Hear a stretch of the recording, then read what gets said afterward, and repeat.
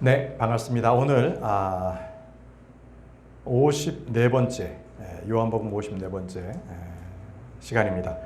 너희는 나의 친구들이라, 너희는 나의 친구들이라 라는 제목으로 우리가 함께 공부하도록 하겠는데요. 말씀은 요한복음 15장 12절부터 19절 말씀입니다. 요한복음 15장 12절에서 19절 말씀이고요. 먼저 12절에서 14절 말씀을 제가 읽고 시작하겠습니다. 이것이 나의 명령이니 곧 내가 너희를 사랑해온 것 같이 너희가 서로 사랑하라. 어떤 사람이 그의 친구들을 위하여 자신의 생명을 내려놓는 이것보다 더 위대한 사랑은 너희에게도 없느니라. 만일 내가 너희에게 명령하는 것을 무엇이나 너희가 행한다면 너희는 나의 친구들이라. 네. 말씀에는 어려운 것이 없습니다. 네, 여기서 내가 너희를 사랑해 온 것 같이라고 주님께서는 제자들에게 말씀하셨습니다. 자, 그러면 예수 그리스도께서 어떻게 사랑하셨는가? 어떻게 우리를 사랑하셨는가? 요한일서 3장 16절 말씀입니다. 요한일서 3장 16절에 이것으로 우리는 하나님의 사랑을 아나니, 하나님의 사랑은 아는데 무엇 때문에? 그분께서 우리를 위하여 그분의 생명을 내려놓으시기 때문이라. 그분께서 우리를 위하여 그분의 생명을 내려놓으셨다는 거예요. 십자가에서 달리셔서 그분의 피를, 하나님의 피를 흘리셔서 그 피로 우리의 죄값을 대신해 주셨죠. 우리를 구원해 주신 것입니다. 영원한 생명을 줬어요. 그것이 우리를 위한 사랑이셨습니다. 하나님의 사랑. 그런즉 우리는 마땅히 형제들을 위하여 우리의 생명들을 내려놓아야 하느니라. 우리의 생명도요, 결국 주님께서 거저 주신 것이기 때문에 우리 역시도 우리의 형제들을 위해 생명을 내어놓으라는 겁니다. 이것이 바로 주님께서 우리에게 가르치시는 명령입니다. 우리가 형제들을 위해서 생명을 내어놓는 것, 그것이 마땅하다고 주님께서 말씀하십니다. 자, 다시 본문 말씀 돌아가서 요한복음 15장 13절. 어떤 사람이 그의 친구들을 위하여 자신의 생명을 내려놓는 이것보다 더 위대한 사랑은 아무것도 없느니라. 계속적으로 주님께서는 자신의 생명을 친구를 위해서 내어놓는 것, 위대한 사랑이라고 주님께서 말씀을 하고 계십니다. 주님은 목자가 양을 위하여 목숨을 내어놓는 것에 대해서 주님께서는 말씀하셨고요. 그리고 죄인을 위한 그 십자가의 죽음이라는 것도 우리에게 말씀을 해주셨습니다. 로마서 5장 7절에서 8절 말씀에 이는 의로운 사람을 위하여 죽으려는 이가 거의 없기 때문이라. 그럼에도 선한 사람을 위하여 죽음까지 무릅쓰는 이가 혹 있을지 모르니라. 그러나 우리가 아직 죄인들이었을 때 그리스도께서 우리를 위하여 죽으셨으므로, 우리가 아직 죄인들이었을 때에 그리스도께서 우리를 위해 죽으셨으므로 하나님께서는 우리를 향한 그분의 사랑을 권하고 계시느니라 라고 하셨습니다. 자, 저와 여러분들은 아직 죄인이었습니다. 그때 그리스도께서 우리를 위해서 죽으셨습니다. 바로 이것이 우리를 향한 하나님의 사랑이셨습니다. 아주 위대한 사랑이었습니다. 이거보다 더 큰 사랑은 없습니다. 주님께서는 이 엄청난 요구를 우리에게 주셨고, 또 이것을 들을 때에 주님께서는 우리를 친구라고 여겨주십니다. 우리 지난주 설교 때에도 주님께서는 아브라함을 친구라고 여기셨잖아요. 친구는 모든 것들을 다 알려주는 관계입니다. 주님께서 어떻게 하면 친구가 되느냐? 그것은 주님의 명령을 모든 것들을 듣고 그대로 행하는 자가 친구라고 불려진다고 말씀을 하셨습니다. 자, 아브라함이 친구라고 불려진 것, 야고보서 2장 23절입니다. 야고보서 2장 23절. 그래 성경 기록이 성취되었으니 아브라함이 하나님을 믿었더니 그 믿음이 그에게로 의로 전가되었더라 하고 말하느니라. 그런즉 그가 하나님의 친구라고 불렸느니라. 아브라함은 하나님의 친구라고 불렸습니다. 제자들이 어떻게 주님의 친구라고 불렸습니까? 이건 아브라함이 하나님께로부터 친구라고 불려진 것과 동일합니다. 바로 하나님의 말씀을 믿고 그 말씀을 행할 때에 그는 주님의 친구라고 불려집니다. 요한복음 15장 14절 오늘 본 말씀에 내가 명령하는 것을 너희가 행한다면 너희는 나의 친구들이라고 했습니다. 내가 너희에게 명령하는 것을 무엇이나 너희가 행한다면 너희는 나의 친구들이라. 주님의 명령, 그것을 행한다면, 그대로 행한다면 너희는 나의 친구라고 했습니다. 주님께서 우리를 친구라고 하셨을 때 우리는 여전히 그분의 자녀이면서 그분의 형제입니다. 또 그분의 종이 되고요.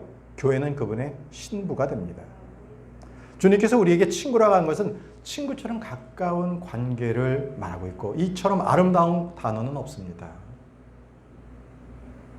자녀, 형제, 종, 친구, 신부 이 모든 말들보다 가장 가까운 인간관계를 나타내는 단어 바로 친구입니다. 자, 주님과 친구가 되려면요. 먼저 우리는 세상과의 친구는 버려야 돼요. 세상과의 친구 관계는 청산돼야 합니다. 야고보서 4장 4절에 너희 간음하는 남자들과 간음하는 여자들아 세상의 친구가 되는 것이 하나님과 원수가 되는 것임을 너희가 모르느냐. 세상의 친구가 되는 것 이것이 바로 하나님과 원수가 된다고 합니다. 그러므로 누구든지 세상의 친구이길 원하는 자는 하나님의 원수가 되느니라. 하나님의 친구가 되는 자는 세상과 원수가 됩니다. 그래서 세상이요 하나님과 친구된 자들을 증오합니다. 예수님을 증오하듯이 그의 친구들도 증오하는 것이 세상입니다. 다시 본문 말씀으로 돌아가세요. 15절입니다. 앞으로 나는 너희를 종들이라고 부르지 아니하노라. 이는 종은 자신의 소유주가 행하는 것을 모르기 때문이라. 다만 나는 너희를 친구들이라고 불렀노라. 이는 내가 나의 아버지께 들은 모든 것들을 내가 너희로 하여금 알게 되도록 하였기 때문이라. 자, 친구의 관계가 된다라는 것. 이것은 아브라함에게도 친구의 관계로서 말씀하시면서 소돔과 고모라 성에 멸망할 것을 미리 친구에게 다 알려주지요. 하나님의 모든 뜻을 친구에게 알려주는 것. 이것이 바로 하나님께서 원하시는 겁니다. 주님께서 우리에게 말씀하셨습니다. 나는 너희를 종들이라고 부르지 아니하노라. 자, 종들이라고 부르지 않는데 사도 바울은요 자신이 주님의 종이라는 것을 즐겨 표현했습니다. 빌립보서 1장 1절과 빌립보서 1장, 로마서 1장 1절, 빌립보서 1장 1절. 예수 그리스도의 종 바울은 이렇게 말했고요. 또 빌립보서 1장 1절에도 예수 그리스도의 종들인 바울과 디모데우스는 이렇게 하면서 종이라는 말을 참 즐겨 썼습니다. 이것은요 내 스스로가 주의 명령을 지키고 행하겠다는 그러한 표현입니다. 그러나 주님께서는 결코 바울을 종처럼 대하지 않으셨어요. 항상 주님의 모든 계시를 바울에게 알려주셨거든요. 친구입니다. 그럼에도 바울은요 나는 주님의 종입니다 하면서 그 자세를 잃지 않았습니다. 여러분, 저와 여러분들은 하나님께서 계시되어 있는 이 킹제임스 성경에 대한 말씀을 우리가 믿고 따릅니다. 하나님의 모든 뜻을 우리는 알 수 있는 거죠. 그렇다면 저와 여러분들도 바로 주님의 친구들입니다. 그렇지만 우리 주님께서는요 아직 구원받지 못하고 교회에서 종교 노릇하는 가짜 그리스도인들에게는 이렇게 말씀을 하십니다. 너희는 나의 친구가 아니라는 거예요. 마태복음 7장 21절에서 23절 말씀에 나에게 말하기를 주여 주여 하느니마다. 주여 주여는 뭡니까? 종과 주인의 관계죠.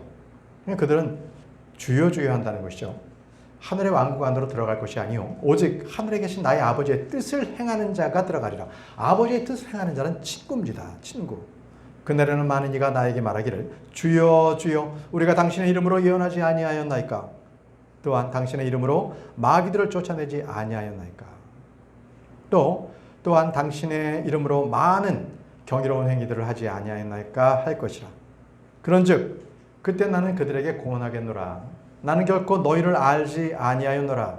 죄악을 행사하는 너희들아 나에게서 떠나라. 이것이 바로 주님의 말씀입니다.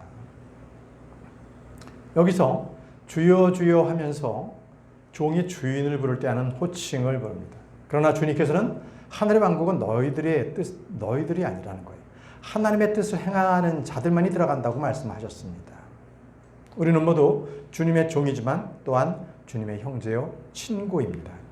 주님은 더 이상 우리를 종이라고 부르지 않으십니다. 다만 우리가 자발적으로 순종함으로 해서 종의 위치에 우리가 선 것, 이것이 바로 바른 자세입니다.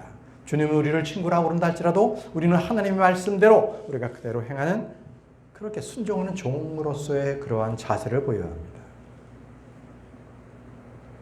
하지만 세상은요, 세상에 주는 것들은요, 내가 세상에 속했다면 그는 꼭 돈과 탐욕과 그 모든 세상의 일들, 육신적인 일에 종이 되고 맙니다. 하지만 주님께서는 우리에게 참된 자유를 주시는 분이에요. 그래서 주님께서는 우리에게 종이라고 부르지 않으시는 거예요. 주님 안에 우리가 참 자유를 얻기 때문에 그렇습니다.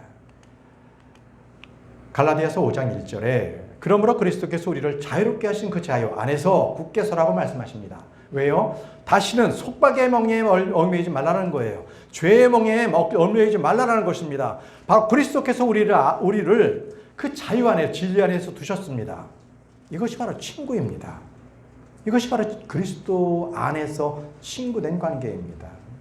그래서 주님께서는 우리에게 친구라고 말씀을 하고 계시는 거죠. 그 자유 안에 우리가 있습니다. 다시 본문 말씀으로 들어가겠습니다. 16절부터 19절 말씀을 제가 읽겠습니다. 너희가 나를 선택한 것이 아니요 오히려 내가 너희를 선택하였고 너희를 임명하였으니 너희라로 가서 열매를 내게 하려 하며 너희의 열매가 남아있게 하려 합니다. 이는 너희가 아버지께 나의 이름으로 구할 것은 무엇이나 그분께서 그것을 너희에게 주시도록 하려 함이라. 내가 너희에게 이런 것들을 명령하였으니 너희가 서로 사랑하게 하려 함이라. 계속 읽겠습니다. 만일 세상이 너희를 증오한다면 세상이 너희를 증오하기 전에 그것이 나를 증오하였음을 너희가 아느니라. 하나님과 친구된 자는 세상이 증오합니다. 그죠? 대신 세상과 친구가 된 자는 하나님께 원수가 되는 관계죠. 만일 너희가 세상에 속하였더라면 세상은 그의 소유를 사랑하였으리라. 그러나 너희는 세상에 속하지 아니하니라. 오히려 내가 너희를 세상으로부터 선택하였으므로 세상이 너희를 증오하느니라. 이것이 바로 주님께서 세상과 바로 나와의 관계, 증오의 관계를 주님께서 정확하게 정립해 주셨습니다. 여러분, 너희가 나를 선택한 것이 아니요 오히려 내가 너희를 선택하였고 너희를 임명하였다고 말씀하십니다. 임명하셨다. 저와 여러분들은 바로 그리스도의 대사로서 임명받은 사람들입니다. 고린도후서 5장 19절에서 20절 말씀에 더욱 정확히 말하자면 하나님께서 그리스도 안에 계셨고 세상을 그분께로 화해시키시어 그분의 범법들을 그들에게 전가하지 아니하신 것이라. 그리하여 화해의 말씀을 우리에게 위임하셨도다. 그렇다면 이제 우리는 그리스도를 위한 대사들이니 마치 하나님께서 우리를 통하여 너희에게 간청하신 것과 같도다. 우리가 그리스도를 대신하여 너희에게 간구하느니 너희는 하나님과 화해하라. 바로 화해의 말씀을 우리에게 위임하셨고요. 우리는 그 화해의 말씀을 가지고 세상에 전해야 하는 그리스도를 위한 대사들이 되었던 겁니다. 이게 바로 저와 여러분들이 하나님께로부터 임명받은 목적입니다. 그리스도인으로서의 대사가 되는 거죠. 주님께서 계속 말씀하셨습니다. 가서 열매를 내게 하라는 겁니다. 가서 열매를 내라. 내가 너희를 임명하였고 너희는 가서 열매를 내게 하라는 거죠. 이것이 바로 대사로서의 복음 전도자의 목적입니다. 주님께서 우리를 그렇게 임명하신 목적은 열매를 내라는 겁니다. 무슨 열매입니까? 무슨 열매를 우리에게 맺으라는 것입니까? 항상 주님께서는 창세기로부터 항상 말씀하신 것은 꼭 같은 종류는 종류대로 열매를 맺게 하셨습니다. 다시 말씀드리면 사람은요, 같은 사람의 종류의 열매를 맺어야만 합니다. 창세기 1장 11절 말씀을 보시면요. 그리고 하나님께서 말씀하시기를 땅은 풀과 씨를 맺는 야채와 속에 씨가 있어 그의 종류대로 열매를 맺는 과일나무를 땅 위에 내라 하셨느니라. 그의 종류대로 열매를 맺는 과일나무라고 하셨죠? 마찬가지입니다. 사람은요, 사람의 열매를 맺어야 합니다. 그러한 열매를 맺는 과일나무가 되어야 합니다. 이것이 바로 하나님께서 재생산의 법칙입니다. 우리는 우리와 같은 그리스도인들을 열매로 맺어야 합니다. 그런 과일 나무가 되어야 하는 것이죠. 본문 말씀 돌아가서요. 16절 말씀입니다. 너희가 나를 선택한 것이 아니요 오히려 내가 너희를 선택하였고 너희를 임명하였으니 너희로 하여금 가서 열매를 내게 하려 함이로라고 말씀하셨습니다. 너희로 하여금 가서 열매를 내게 하라는 것은 내가 너희를 선택해서 임명한 목적이라는 거예요. 열매를 맺게 하는 것은. 자, 주님께서 제자들을 부르셨습니다. 12제자를 부르셨습니다. 그것은 바로 전적으로 주님의 주권입니다. 주권으로서 그들을 부르셨습니다. 그래서 모든 사람들에게 주님께 똑같이 말씀하셨어요. 세상의 모든 사람들에게 주님께서 이렇게 말씀하셨습니다. 다 내게로 오라. 다 내게로 오라. 그리하면 내가 너희에게 쉼을 주리라. 이것이 바로 모든 사람에게 동일하게 해주신 말씀이에요. 이 말씀을 듣고 오는 자는 그들은 구원을 받고요. 또 하나님의 말씀을 명령을 듣고 행하는 자들은 제자가 됩니다. 다 내게로 오라고 말씀하셨습니다. 주님은 목마른 자들에게 오라고 하셨습니다. 돈이 없는 자들에게도 값없이 와서 먹고 마실 수 있다고 말씀하셨습니다. 이사야 55장 1절 말씀. 호 목마른 모든 자들아 너희는 저마다 물들러 오라. 그리고 돈 없는 자도 오라. 너희는 와서 사 먹으라. 진정 돈 없이 값없이 와서 포도죽과 젖을 사라고 말씀하셨습니다. 자, 값없이 와서 포도죽과 젖을 사라는 거 말씀하셨습니다. 값없이 사라. 이게 무슨 말씀입니까? 분명히 가치가 있는 것들을 분명히 싹을 내고 값을 내고 요금을 내고 치러야 되는 것이에요. 그런데 값없이 사라는요. 어떻게 값없이 살 수가 있습니까? 누군가가 대신 대줬겠죠. 그것이 무엇입니까? 이미 저와 여러분들은 예수 그리스도께서 그 십자가에서 그 피로 모든 것을 이미 다 치러주셨습니다. 값을 다 지불해 주셨습니다. 그래서 주님께서 값없이 사서 와서 먹으라는 겁니다. 이것이 바로 주님께서 부르심이에요. 먹으면 너희들은 영원한 생명을 얻는다.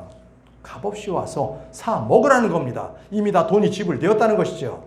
계시록 22장 17절에도 그리고 성령과 신부가 말하기를 오라 하는도다. 그런즉 듣는 자로 하여금 오라 하고 말하게 하고 목마른 자로 하여금 오게 하라. 그리하여 누구든지 원하는 자는 생명수를 값없이 취하게 하라. 값없이 취하게 하라. 이것이 바로 주님의 말씀입니다. 주님은 우리에게 돈을 요구하지 않습니다. 노력을 요구하지 않습니다. 어떠한 우리에게 잘난 것들, 외모를 요구하지 않습니다. 와서 믿음으로 그것을 취하라. 값없이 취하라. 그래서 먹으라는 거예요. 새 생명입니다. 새 생명을 탄생시키는 거죠. 16절 말씀 다시 보겠습니다. 너희로 하여금 가서 열매를 내게 하라며 너희의 열매가 남아있게 하렴이라. 여러분, 거듭나서 새로운 사람이 됐음에도 불구하고 아직도 열매를 맺지 못하는 사람이 있습니다. 이것은 바로 주님께서 하나님께서 우리에게 주신 재생산의 법칙, 동일한 열매를 맺는 것에 대한 법칙을 어기고 있는 사람입니다. 하나님께서는요, 곡식을 밟았다는 소의 입에 입마개를 씌우지 말라고 하셨습니다. 왜 그랬을까요? 우리를 위해서 말씀하신 겁니다. 고린도전서 9장 9절에서 10절 말씀. 이는 모세의 율법 안에 기록되기를 너는 곡식을 밟았다는 소의 입에 입마개를 씌우지 말지니라 하였기 때문이라. 하나님께서 소들에게 관심을 두시느냐? 아니면 그분께서 전적으로 우리를 위하여 그것을 말씀하시는 것이냐? 의심할 것 없이 이것은 우리를 위하여 기록된 것이라. 자, 소들이 곡식을 밟아서 이렇게 떠는데 소의 입에 입마개를 씌우지 말라는 것은 바로 소가 일하면서 일하는 그러한 바로 그 곡식들을 먹으라는 거예요. 먹으면서 일하라는 거죠. 이것은 소를 위해서 하는 것이냐라고 주님께서 말씀하셨어요. 이건 우리를 위해서 하는 거예요. 우리를 위하여 기록된 것이라. 밭을 가는 자는 소망으로 밭을 갈아야 하며 소망으로 타작하는 자는 소망의 동참자가 되어야 하느니라 라고 말씀하셨습니다. 여러분, 왜 우리를 위해서 기록된 것일까요? 바로 그분의 합당한 열매를 우리는 동일한 그리스도의 사랑을 받은 자로 그 사랑을 그대로 전파해서 우리는 그 열매를 맺어야 한다는 거예요. 그 소망의 동참자가 되라는 겁니다. 소망으로 타작하는 자는 소망으로 말씀을 전하고 그 소망의 열매를 맺으라는 겁니다. 합당한 열매를 우리 안에 맺으라는 겁니다. 그것이 바로 주님께서 말씀하시는 거예요. 곡식을 밟았다는 소의 입을 입마개를 씌우지 말라. 그렇다면 우리 역시도 주님의 사랑을 받았다면 그 사랑을 전해야 합니다. 그것이 바로 주님께서 우리에게 주신 명령입니다. 우리가 열매를 맺어야 한다는 것이죠. 17절 말씀으로 돌아가겠습니다. 내가 너에게 이런 것들을 명령하였으니 너희가 서로 사랑하게 하려 함이라 라고 하셨습니다. 서로 사랑하게 하려 함이라. 바로 제자로서 부르신 목적입니다. 왜 교회 내에서 분란이 있고 다툼이 있고 시기와 질투가 있습니까? 그것은 바로 정욕들이 솟아올라오기 때문에 그렇습니다. 교회를 어지럽히고요. 평강이었고 질서가 없는 것은 바로 성도들 안에 자기의 정욕을 드러내려고 하는 것, 남들보다 뭔가 잘난 것을 드러내려고 했기 때문에 바로 교회가 어려워지는 겁니다. 싸우는 교회의 전형적인 모습인 거죠.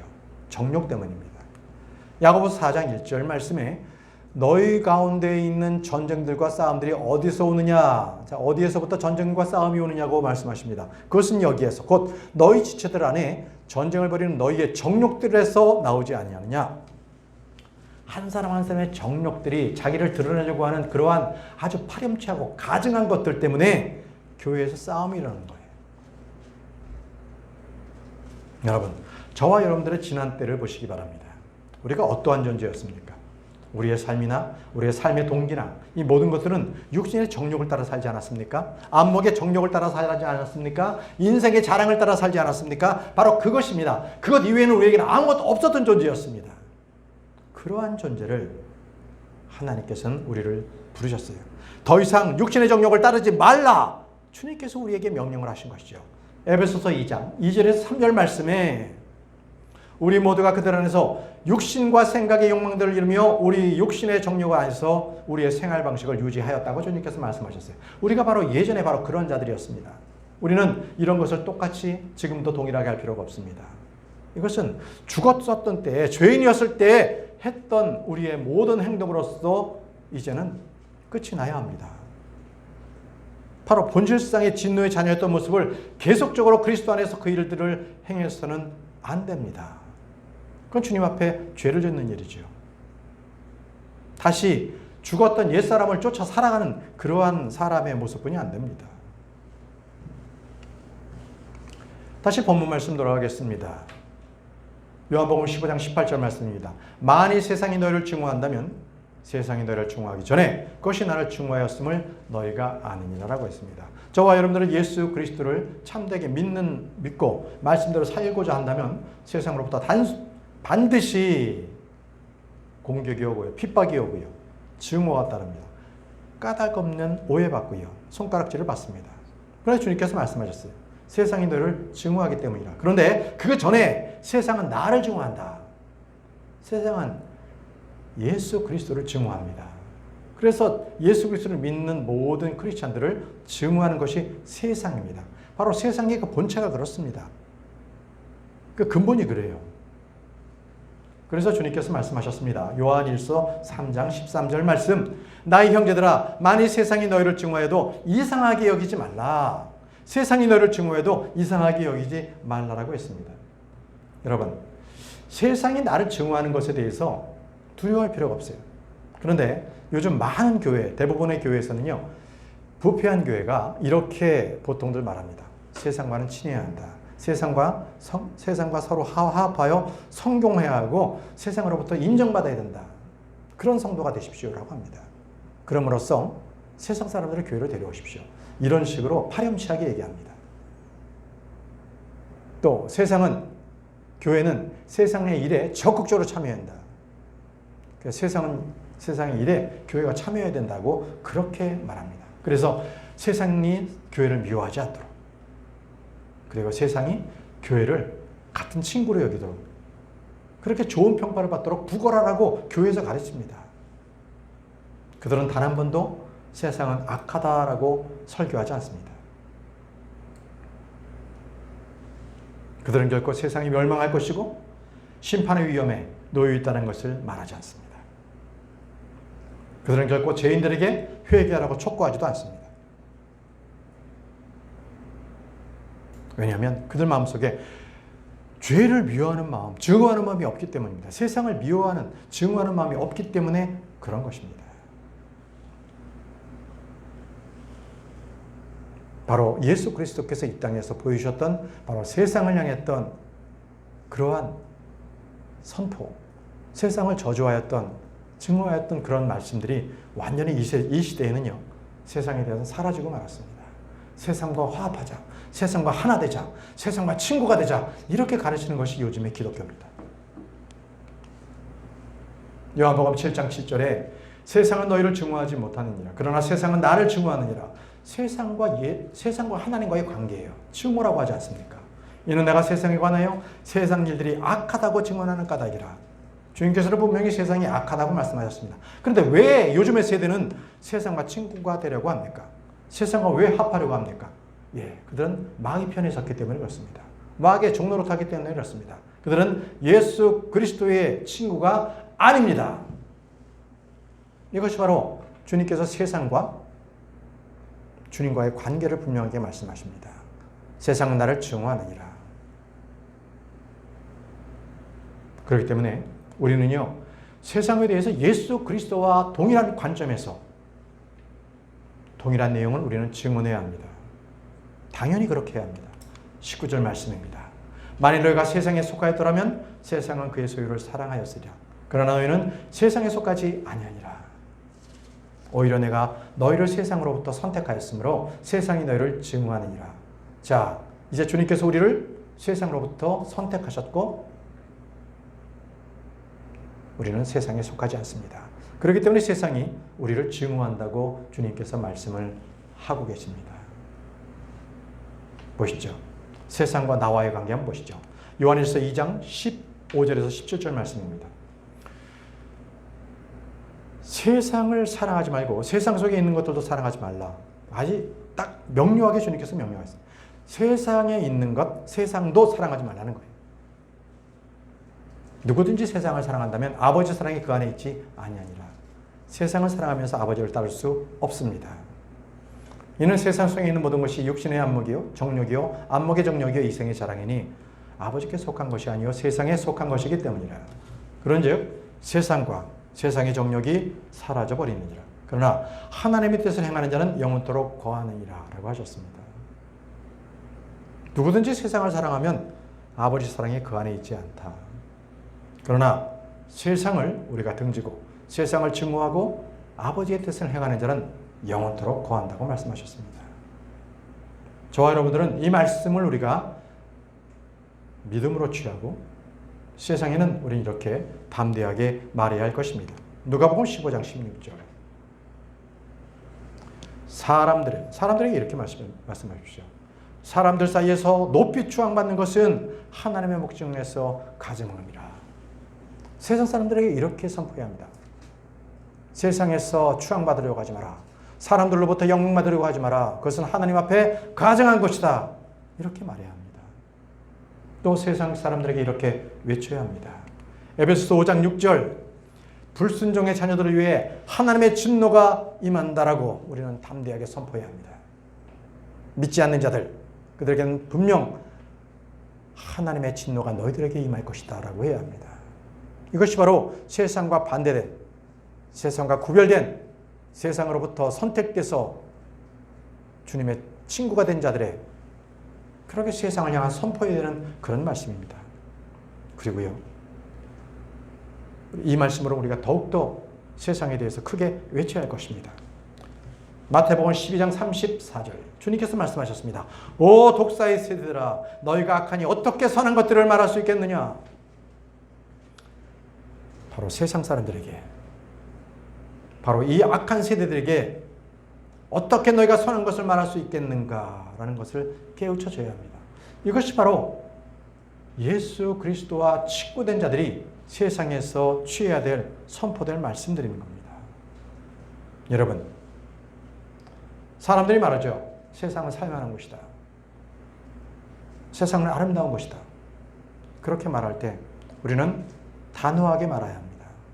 세상은 멸망받을 곳. 세상은 진노로 가득 찬 곳. 세상은 마귀가 거짓으로 많은 사람들을 속이고 죽이는 곳. 이것으로부터 우리가 구원받지 않았습니까? 그래서 우리는 주님의 말씀대로 이 현 세상에 대해서 분명한 인식을 가져야 합니다. 갈라디아서 1장 4절 말씀입니다.